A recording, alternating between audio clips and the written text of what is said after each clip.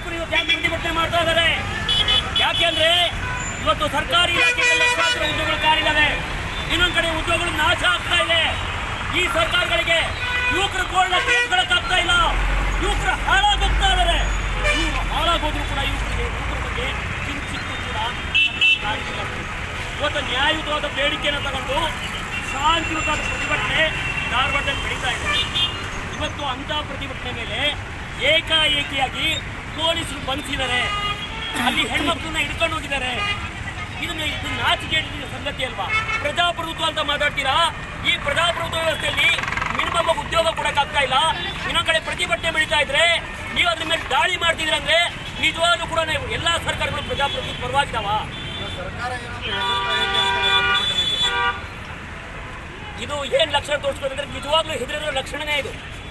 ನಮ್ಮ ಪ್ರಶ್ನೆ ಇರೋದೇನಂದ್ರೆ ನೀವು ಸಮಸ್ಯೆ ಬಗೆಹರಿಸಿ ಸ್ವಾಮಿ. ನಾವಿಲ್ಲಿ ಯಾರಿಗೂ ತೊಂದರೆ ಕೊಡೋಕೆ ಇಲ್ಲಿ ಸೇರ್ಕೊಂಡಿಲ್ಲ. ನಾವು ನ್ಯಾಯಯುತ ಬೇಡಿಕೆ ಇಟ್ಕೊಂಡು ಇವತ್ತು ಖಾಲಿ ಇರ್ತಕ್ಕಂಥ ಎಲ್ಲ ಹುದ್ದೆಗಳನ್ನ ತುಂಬಿಕೋಬೇಕು.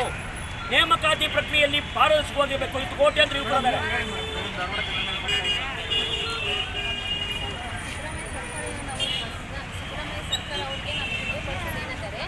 ಹೀಗೆ ನಮ್ಮ ಉದ್ಯೋಗ ಪಡೆಯುವುದು, ಉದ್ಯೋಗ ಕೇಳುವುದು ನಮ್ಮ ಹಕ್ಕು.